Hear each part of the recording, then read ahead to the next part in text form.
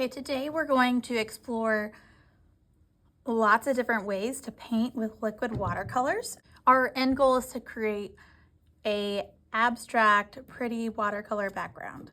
So that means lines, shapes, colors.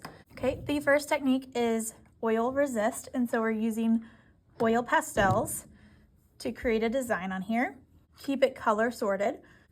I'm not having you divide your paper in any particular way. Just know there's gonna be a lot of different techniques we're trying, so don't fill up your entire paper, okay? But we want things to blend and transition to one another. So I'm gonna create some kind of line design.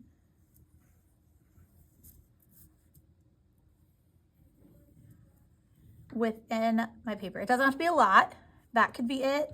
I might do, you could do multiple colors, but you don't want to color in a whole bunch. You want enough to be able to see the technique, but leaving enough open so that there are plenty of other spaces to paint, okay? It is important to know that liquid watercolors mix really easily. And so if you have any color on your brush, when you go in here, it will change the color of the entire thing. So I'm gonna check that my brush is clean. You might have to get fresh water throughout this just to make sure it stays clean, okay? Liquid watercolors are already liquid, so there is no stirring. We typically stir to get a little bit on our brush, but this we can just hold it in. You're going to wet your paper.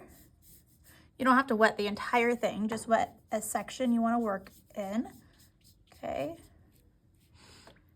Then I'm going to put my brush in the watercolors and you can just hold it there. You just let the brush soak up the color, but you don't need to stir.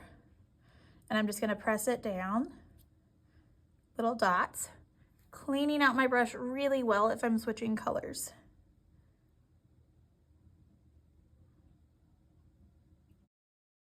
Next, we're gonna do some plastic wrap. So you can continue to do this on a wet on wet spot, or you can do it plain.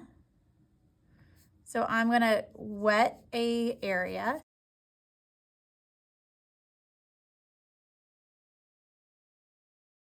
You're going to get a little bit of plastic wrap. It can be kind of scrunched up, and you're gonna set that on here.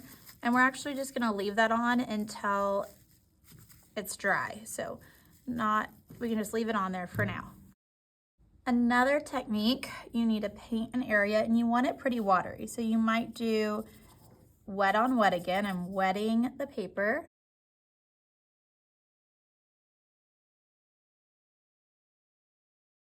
This time you're gonna get a container of salt and you wanna sprinkle. So just a little bit, almost like sprinkles on a cupcake. You don't want a lot, you just want a tiny sprinkle where you can kind of see it and the colors will collect there.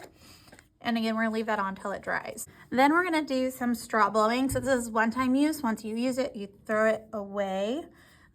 We are not reusing them, so don't worry about germs. They're new straws. You are going to kind of plop a puddle down. And it should be a little bit of a puddle. You're gonna put your straw nearby, not in it, but close by, and blow.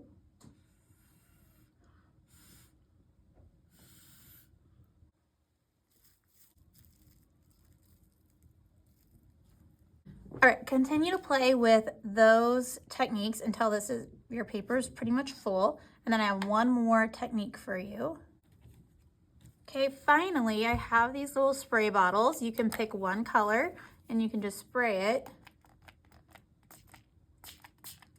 To give you some fun drops. We'll let these dry for next time where we will explore positive and negative space with these.